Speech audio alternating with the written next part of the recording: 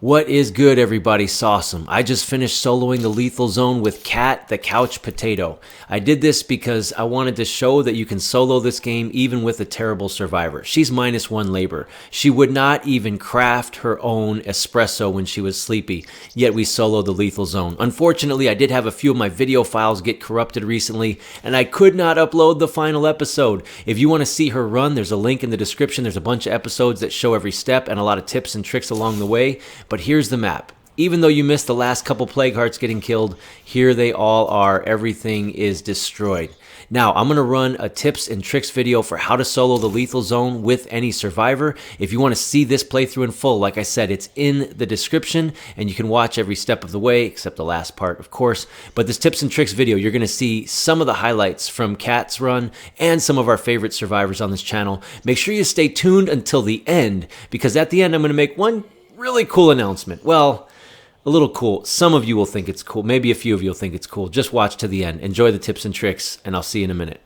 What is good, everybody? Sawsome. And in this video, I want to show you how you can solo State of Decay 2 with any survivor. I've done all kinds of solos, even solos without a base or with only a knife. So whether you have a survivor who's maxed out and leveled up Red Talon, or you just rolled a fresh survivor who maxes out at 3 cardio stars and is lazy, no matter who your survivor is, you can solo this game, and these tips will help you. Let's get into it.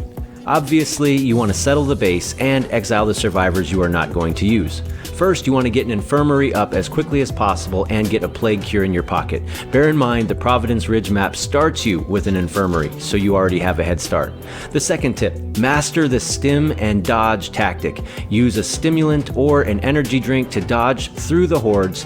That stun locks them as you dodge into them. Hit the plague heart, dodge away, dodge back, and hit the plague heart again. Do this with a heavy weapon, but if you don't have one early game, a blunt weapon may get the job done for you. Practice this tactic, master it. If you master the dodge and stim heavy weapon combo, dodging in and out of hordes and hitting plague hearts, this game is yours. There's no limits to what you can't do. I actually kill the first plague heart in a solo before I even get the infirmary up. That way I take the samples and sometimes the materials ruck straight from the first plague heart, then I build the infirmary. That's a little bit risky, but day one, they usually spawn less zombies and freaks, and you can usually get away with it.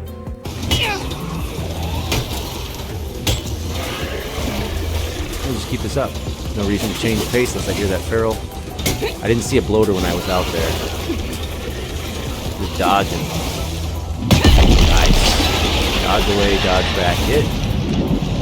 Tip 3, get an espresso outpost. Your survivor is going to get sleepy and you're going to go through a lot of espresso. If you want to get a survivor who does not need to sleep, click the link below. Okay, time for tip number 4. Call in the Impaler car as soon as you can afford the influence.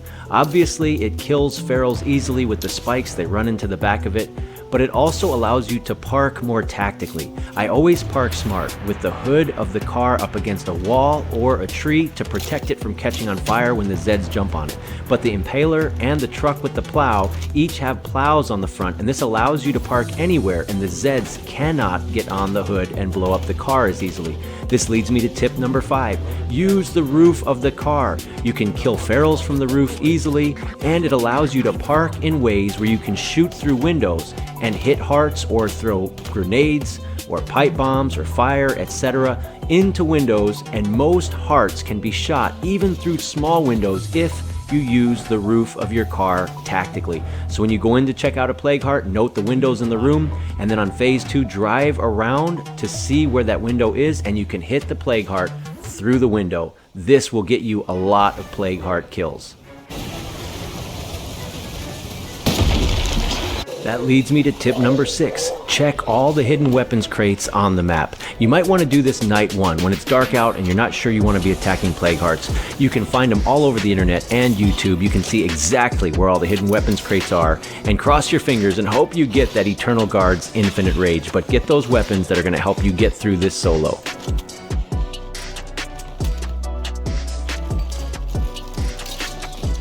Tip number 7, when you roll into plague territory, especially if there are multiple hearts in the area, call in other survivors. They will be good trade partners, and the game might spawn them in an area close to a plague heart, and they can sort of take some of the attention off of you. Use that early and often. Call in other survivors. And tip number 8, do what I call heart bouncing.